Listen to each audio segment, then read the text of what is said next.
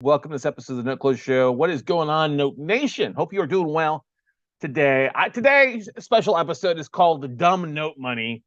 And if you've not been to the movies lately, you should really go and check out a movie called Dumb Money. Now, it's definitely a hilarious comedy, but it's actually based in real life on what happened a few years ago with the whole GameStop Robin Hood run up of GameStop going through the roof and really regular Main Street investors fighting against Wall Street hedge funds.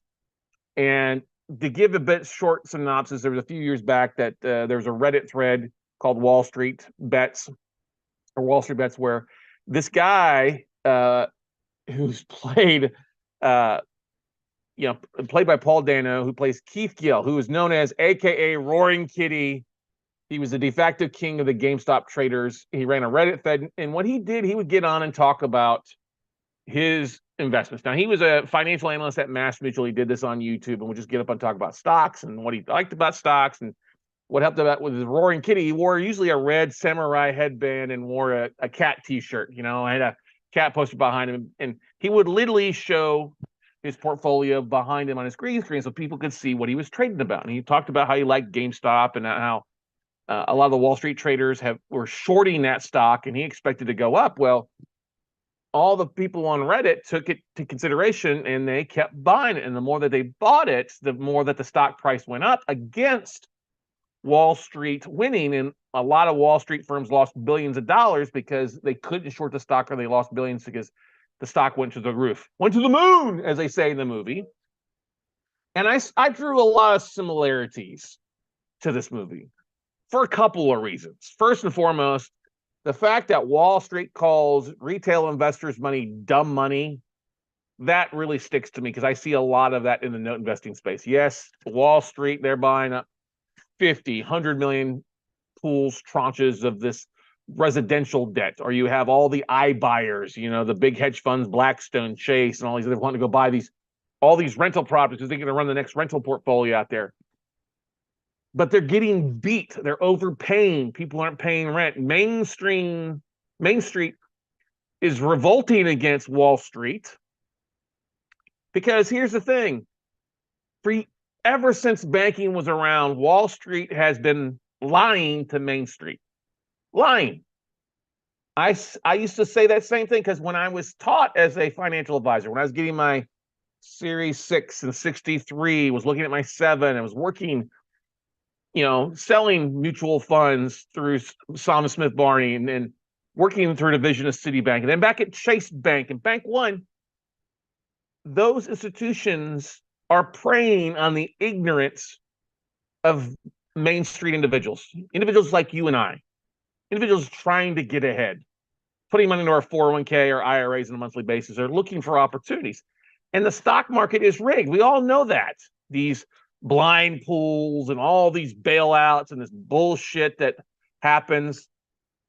It's ridiculous. It is so you can't get ahead trying to be a small fish in the big sea of Wall Street. Your stock market on one whisper or one tweet or one post can affect the stock price dramatically. And that's kind of what the movie's about, is that Paul Dano was basically helping affect the stock price by just talking about, hey, hold the line, hold the line, and all these memes that popped up from it, and gifs and stuff like that, talk about people hold the lines. And you had regular Wall Street investors from your college freshmen all the way up to folks, nurses, and regular everyday Joes buying GameStop stock as it quadrupled and kept, went from $3, I think, at one point to several $100s a share. Even Elon Musk got on the thing at the end, which really sent up to like $400 a share, something like that. But I wasn't involved with this. All happened pretty much during lockdown for the most part. But like I said, back to the similarities. We as note investors, your regular Main Street investors who are buying your 1Z, 2Z, your small tranches, your small pools, or your one-off note deals, you can tell Wall Street to go F themselves. You can give them the big middle finger, because here's the thing that you have to realize as an individual investor. Most of these hedge funds are playing with other people's money. They're playing with loaded debts. These guys aren't using their own funds. They're getting paid some big salary. they're getting incentivized. They're just all these bonuses to stick it to you, or to use your money that you're putting into the banks or in the funds, making a paltry 1, 2, 3%. I guess T-bills may go to 5% before too long, something like that. Very low single safe investments. That's the brainwashing. Safe, 0 to 4%. Mid-risk, 5 to 8. Aggressive, 8 to 12. That's a bunch of BS. Because if it was really risky, why are the banks giving credit cards out at 19%? Car loans now, the average car loan's over $1,000 a month for a hunk of metal. Okay? If you know the finance rules that Wall Street plays by and you apply them to your Main Street investments, guess what, ladies and gentlemen? You can play that game and make great returns like Wall Street is making and give them the middle bird that they don't get the opportunity that you guys do. And that's the thing that we as note investors, we get the opportunity. We can cherry pick individual deals. We ain't got to buy 500 or 50,000 or $50 million of assets at a time. Now, yes, there is some aspect to buying in bulk and systems and things like that. And I won't argue against that. But the thing is, when somebody buys a portfolio of 1,000 notes, it takes them a few months to understand what the heck they got going on. I'll talk about my buddy Troy down in Florida. He used to work for a family office. And if a family, you know what family office is? This is where a wealthy family hires a group of advisors to manage their money. Usually it's when a family has $1 billion invested. Well, in this case, it's not Troy, Todd, actually. Todd worked for like 5 families, and the families came to him and said, hey, we're buying a portfolio of notes in Florida, $5 million portfolio. You're going to manage it. Well, what did he have to do? Well, he had to get a team of 2 or 3 people to buy some cars, and they drive around Florida, look at all these assets, figure out values, look at the debt, look at the loan numbers, and figure it all out without really any knowledge about the note business. Now, Todd Billings is one of the brightest guys I know. Great guy. Used to run U.S. Debt and Ventures. He still runs a mortgage fund down there. Well, he's not spending his time hanging out in his wife's bakery and doing some great things down in South Miami. And a great guy. But that takes time. Whereas us as the little guy, the dumb money, as we like to say, or they like to call us, is that you know what an asset will do. You know what it'll rent for. You know what the mortgage is. You know what the foreclosure timeframes are. You know what the true value of that asset is. Much better and far faster than what Wall Street could do. When Wall Street, all they're able to do is look at a spreadsheet and figure things out. Yes, we're looking at spreadsheets, but you can jump on and look at individual assets and carve out and cherry pick and still make double-digit returns. Dumb money with your stupid dumb money. I call it lazy assets because it's been sitting on the sidelines for most of us. But that's the thing, is most people are afraid to pull the trigger to make an action because they don't know where to put and they're afraid of getting burned. Well, that's what I love about the note space. As long as you're buying first liens that are true first liens, you're not getting wiped out with taxes, and you're making sure you got insurance on the property, and you're buying at the right price. Yeah, I know it's a few things, but you're going to come out ahead. You're going to come out smelling pretty good if you just do that. Now, who knows what's going to happen in the market? Next 12 to 24 months are going to be rocky out there. But that's what I love about the note business.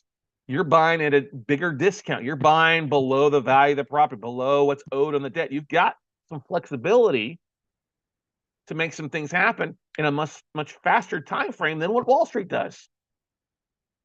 It takes them months to figure out what the hell they have and all the stresses that go along with it. Whereas us, we're able to carve and choose and pick our own plays. We're not dumb money, we're smart money. And the dumb money is Wall Street overpaying for these assets. They're overpaid for rental properties. They paid above the nose. And guess what? They're having to get out of that business. Do I know if Chase and some of the other funds that are getting into these big portfolios of rental business are going to see? I don't know. I doubt it. It's just not their business to own the asset. There's a whole aspect of that. They've got to spend more money. And this has always been the case for the note side. If you're in the residential, if you're in the real estate side of business and you end up taking these non-performing assets back, you've got to hire licensed and bonded mechanics. You can't go do the work yourself. It costs you more to rehab the property, and you can only have a few plays that make sense. Or you're locked into a property versus being able to say, I need to drop it down, or I need to adjust rent, or you're not relying on an hourly employee talking to a borrower. You actually can understand and talk to that borrower yourself, or have a much faster return time of like, I'll accept that, I won't accept this, or give you A, B, and C. So here's the thing, ladies and gentlemen. If you're listening to this podcast episode or watching this episode, you're not dumb. Wall Street may think we're dumb, but we're not. We are actually the smart note money. The smart money plays in being the lender. We can be the bank. The bank always wins. We know that from Wall Street.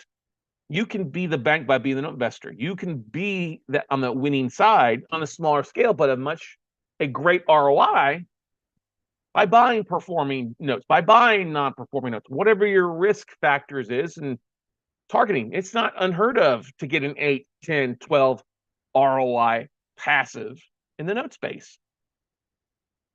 I've talked to several people who are like, oh, I'm going to buy some of this rental property. I'm going to fix it up. I'm going to turnkey rent it. I'm going to create a note first and second. I'm going to try to sell it note off.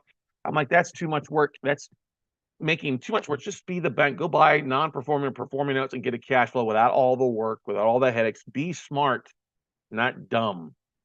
And that's where the dumb money is. If you're trying to do too many things, make it too complicated, keep it simple, stupid, kiss. All right.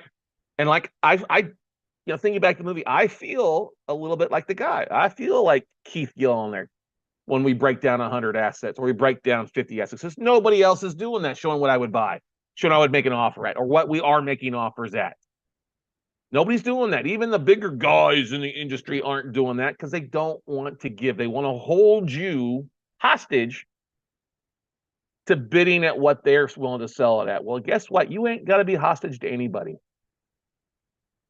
If you're willing to do a little marketing, jumping on LinkedIn, dialing for dollars, picking up this master computer and making some phone calls to asset managers, guess what? That smart money is hoping that the dumb money bails them out. Because at some point, they're going to have to sell. And who are they going to sell to? Individuals like you and me. Now, they may sell it from some of the funds, but you're going to have folks that, some funds that have put some cash in and go gobble some stuff up. But there is this huge, huge gap and divide out there. The biggest opportunity I see right now, and it's been this way for a while, Wall Street isn't interested in the lower valued commercial assets. They're not really interested in anything below 5 million. But guess what, ladies and gentlemen? That's a big opportunity for dumb money investors, Main Street investors, to gobble up. And the banks aren't going to buy that stuff. They want to offload that to folks like you and me. And they're willing, in a lot of cases, to carry financing on that distressed commercial debt, that 5 million below asset class.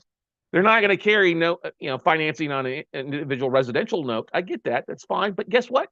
There's plenty of other dumb money investors out there, as we say, Main Street investors who want to invest like Wall Street, that you need to talk to teach them about the opportunity, teach them that they don't have to put money into a stock or a mutual fund and hope that it goes up and playing at a losing game. All right. Because in this world, in this niche, it pays to be considered the dumb money. So you don't have to be dumb no money. You can be the smart money as long as you're educated, you know where to go, know what you're looking at, know how to do due diligence, and actually pull the trigger and make some things happen. Because really the only dumb money right now is folks that sitting on the sidelines not doing anything to take advantage of what's going on in the market.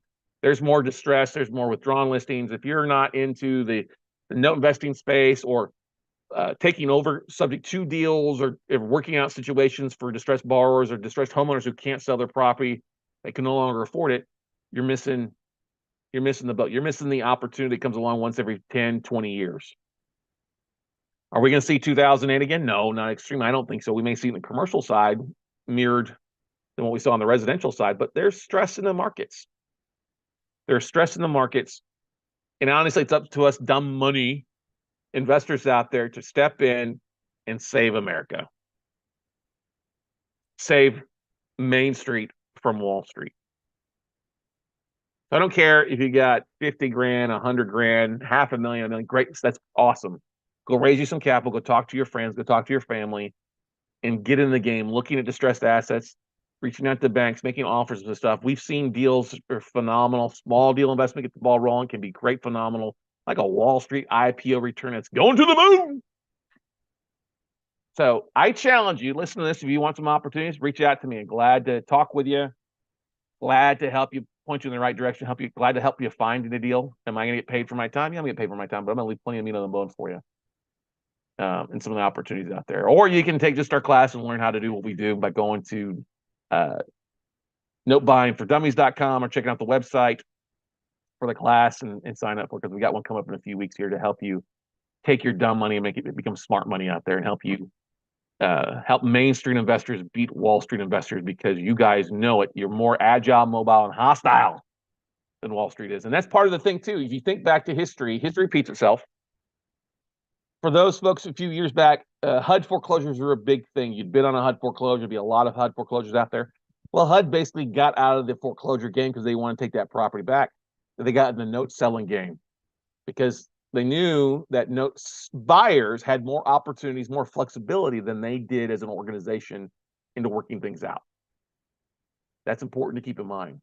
Whether it's a one-off basis, you're buying 5, 10, 20, or whatever, you can do a lot of amazing things. You're going to wait on some guy to hold the line, hodl, or bet against some hedge fund guy. You can bet on yourself. And that's what we all should be doing, is betting on yourself. Don't wait on somebody else to come bail you out. Uncle Joe's not going to do it. The Donald's not going to help you out. You have to take advantage of what's going on, no matter what the politics it is, whatever it is. I don't care if you're a donkey, an elephant, or a giraffe.